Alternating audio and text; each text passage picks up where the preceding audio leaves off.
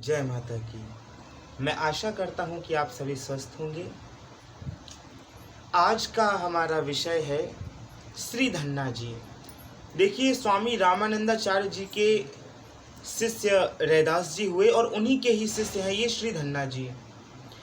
तो श्री धन्ना जी के जीवन की एक बहुत सुंदर कथा, उनके जीवन का एक सुंदर प्रसंग जो हमें भी भक्ति का संचार कर देगा, ऐसा ही सुंदर प्रसंग आज हम आपको सुनाएंगे।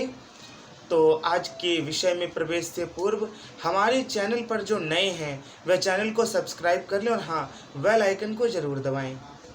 चलिए प्रवेश करते हैं उस सुंदर कथा में। एक बार की बात है, श्री धन्ना जी बहुत छोटे थे, लगभग 5 से 7 वर्ष की आयु रही होगी। बालक थे, अबोध बालक। तब एक बार इनके घर पर त्रिलोचन जी नाम के एक परम वैष्णव ब्राह्मण भक्त इनके यहाँ आए और वह श्री ठाकुर जी को अपने साथ ही रखते थे।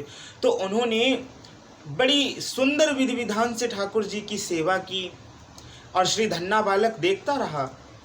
उन्होंने भोजन बनाया, अपनी रसोई लगाई, भोजन बनाया और श्री ठाकुर जी को भोजन पवाया।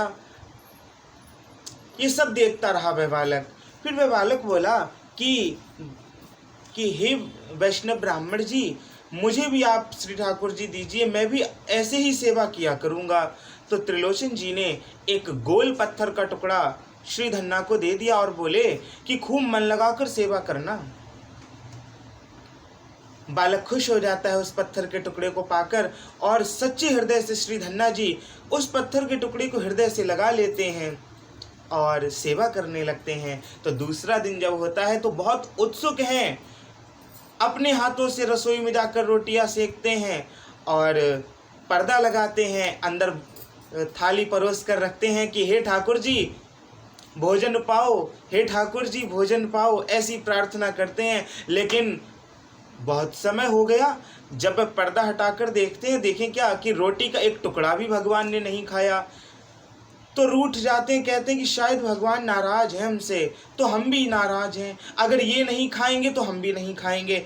ऐसे करते करते 1 दिन बीत गया, 2 दिन बीत गए, 3 दिन बीत गए, चौथा दिन आया तो बालक का स्वास्थ्य गिरने लगा, बालक बीमार पड़ गया। फिर भगवान देखते हैं कि ऐसा अटूट भक्त, भोला भाला छोटा सा बालक, अगर मैं नहीं गया तो वास्तव में यह अपने प्राण छोड़ देगा। यह सोचकर चौथे दिन एकाएक श्री ठाकुर जी वहाँ प्रकट हो जाते हैं, उतने ही बड़े रूप में जितने बड़े श्री धन्ना जी थे, जिस आयु के रहे हों। तो कहते हैं कि हे मित्र, तुम ऐसी जिद क्यों कर रहे थे, ऐसा हट क्यों कर रहे थे? मैं तो सदा तुम्हारे साथ हूँ, तुम्हारे हृदय में रहता हूँ। तुम जब भोजन करते हो ना, मैं भी तभी भोजन कर लेता हूँ। तो आज के बाद ऐसा हट मत करना, मैं तो नित्य तुम्हारे भीतर रहकर भोजन को ग्रहण करता हूँ। कहने लगे श्री धन्ना जी, कहने लगे कि देखिए मैं ये सब कुछ नहीं जानता हूँ, आप भोजन ग्रहण करिए। श्री ठाकुर जी भोजन ग्रहण करते हैं। अब आगे क्या होता है, श्री धन्ना जी रोज गौ चराने जाते हैं, तो उनकी माता श्री वहीं उनके लिए भोजन भेज देती थी।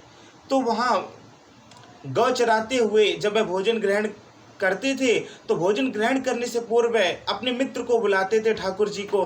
तो प्रतिदिन ठाकुर जी आकर भोजन ग्रहण करते थे और जो बचता था सो श्री धन्ना जी ग्रहण कर लिया करते थे। फिर एक दिन ठाकुर जी बोले, धन्ना मैं तुम्हारे घर का खाना खाता हूँ, यानी कि मैं तुम्हारा खाता हूँ, तो ऐसे मैं मुफ्त में नहीं खाऊंगा। अब मैं कुछ काम करूंगा ना, मुफ्त में भोजन नहीं करना चाहिए, मेरी मैया कहती है। तो मैं तुम्हारी गऊं को चराया करूंगा और तुम आराम से घर पर बैठो, तुम्हें कोई ज़रूरत नहीं है, आज से तुम्हारी गऊं को मैं चराऊंगा। तो धन्ना कहते हैं, वो कैसे? घर से तो गौएं मुझे ही लेकर आना पड़ेगा, क्योंकि तुम तो मेरे घर पे आते नहीं हो।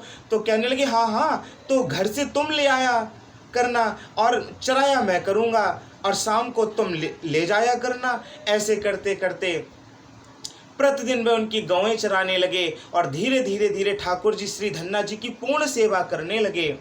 फिर एक दिन ठाकुर जी कहते हैं कि धन्ना, काशी जाओ और काशी में स्वामी रामानंदाचार्य जी को अपना गुरु बना लो, उनसे मंत्र दीक्षा लो, तो तुम्हें इसी जन्म में इसी शरीर से तुम्हें शाश्वत मोक्ष प्राप्त हो जाएगी। वैसा ही होता है। धन्ना जी काशी आकर स्वामी रामानंदाचार्य जी को अपना गुरु बनाते हैं, उनसे मंत्र दीक्षा लेते हैं और सदा सदा के लिए अपने भगवान में लीन हो जाते हैं। इसी के साथ ही अब मैं आपसे विदा लेता हूँ। अगर ये कथा आपको अच्छी लगी तो वीडियो को लाइक करें और शेयर करें। जय माता की।